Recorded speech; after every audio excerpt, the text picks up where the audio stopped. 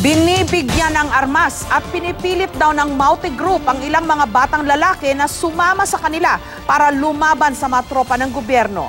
Batay po yan sa kwento ng ilang mga lumikas sa Marawi City. Samantala marami sa mga bakwit mula Marawi ang walang matuluyan. Kaya kinupkup muna sila ng ilang mga residente sa mga katabing bayan. Live mula sa Cotabato City, may report si JP Soriano. JP?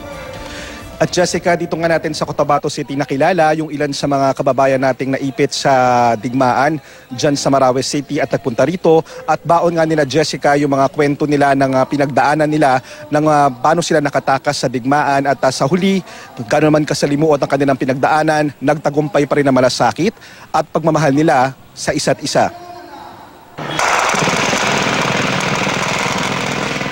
Kuha ito ni Hamid noong unang bugso ng putukan sa pagitan ng militar at Maute Group. Si Hamid ang panganay na lalaki sa 8 magkakapatid na lumikas mula Marawi.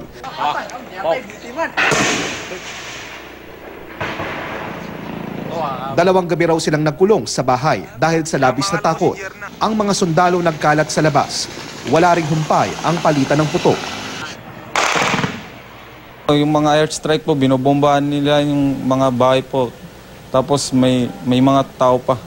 Mula sa kanilang kinaroroonan, tanaw raw nila ang mga miyembro ng Maute. May nakita pa nga raw silang namatay na mga sundalo at ilang teroristang Huwebes ng gabi noong nakaraang linggo na magpasya silang magkakapatid na umalis sa lugar. Wala raw noon ang kanilang mga magulang dahil nasa ibang probinsya. Umiyak lang po sila.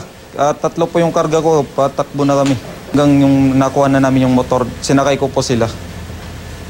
Hanggang umabot po kami ng highway, doon na po kami nakapagmotor.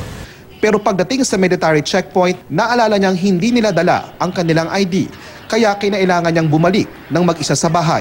Nang makuha ang kailangan, binalikan niya ang mga kapatid at mapalad silang nakalabas ng Marawi ng gabing iyon.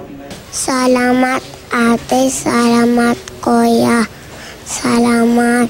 Sabi pa ni Hamid, nakita niyang maraming batang lalaki ang kasama ng Maute na wala umanong magawa kundi sumama sa bandidong grupo. Ang ginagawa po kasi ng mga Maute, kung sino pong nakikita nilang mga sibilyan, binibigyan po nila ng mga armas. Binibigyan po ng armas para lumaban. Kung hindi ka po lalaban, papatayin ka nila. Nakaligtas man sa karahasan, ang ilan walang matuluyan. Sa Vamenta Subdivision, Opol Misamis Oriental, walang evacuation center para sa mga bakwit na mula sa Marawi City. Kaya ang ilang residente, pinatutuloy na sa kanilang mga bahay ang mga lumikas. Pagtulog namin, dikit-dikit talaga pati sa labas na higaan.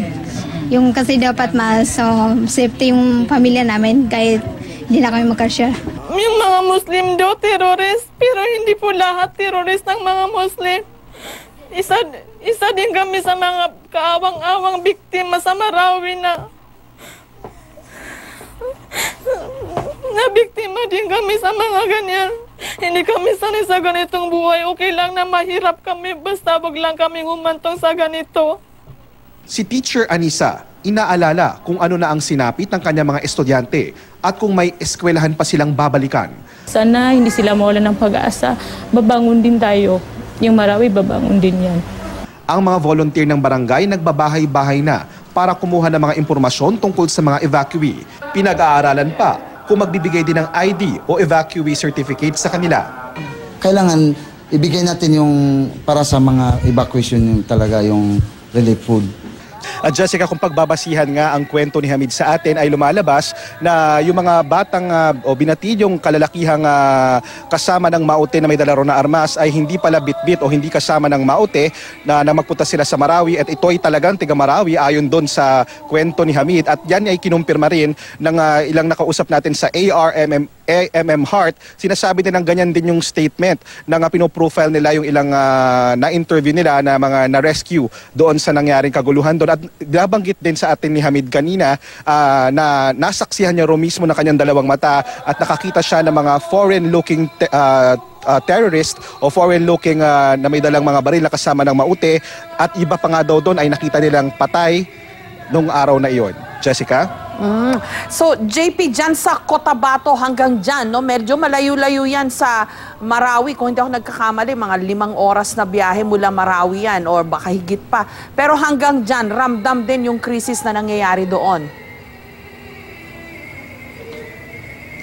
Yes, Jessica, kasi una sa lahat, yung ibang mga nakaligtas doon sa Marawi dahil sobrang punong-puno na yung mga evacuation center doon, gumagawa sila ng paraan para makituloy doon sa mga kaanak nila dito sa Maguindanao at sa Cotabato City. Pangalawa, narito rin sa Cotabato City yung ARMM kung saan nga naroon, yun yung pinakatanggapan talaga ng mga datos, Jessica. At speaking of datos, sa latest datos ng ARMM, umaabot na sa mahigit 176,000 yung mga IDPs at yung kanilang total number of missing naman ay 66. At kung babalikan ko lang yung report ni Oscar Oida, ay kino-consolidate din nila yung mga tumawag sa kanila na may nagsasabing meron silang nawawalang kaanak at tinitignan nila ito ngayon kung ito ba ay nag-match doon sa mga nai-report na ni Oscar na mga namatay. Jessica. May naririnig kaming parang nagchat-chant dyan sa iyong likuran. Ito ba'y bahagi ng Ramadan,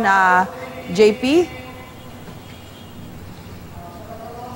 Yes, Jessica, nasa tapat tayo ng isang mosque dito sa ating mga kapatid na Muslim para sa kanilang paggunita sa kanilang Ramadan. At every night, ganito nga yung naririnig natin, napakulungkot para dun sa kanila yung mga nangyayari dito dahil mga kamag-anak, mga kababayan nila mismo yung apektado ng kaguluhan dyan sa Marawi City. Dasal nga nila kapayapaan at matapos sana ito, Jessica.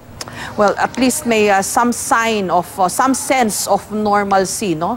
Life goes on kahit na may gyerang nagaganap, no? Ilang kilometro o ilang daang kilometro mula dyan sa inyong kinaroroonan. Maraming salamat sa iyo at ingat kayo dyan sa Cotabato, JP Soriano.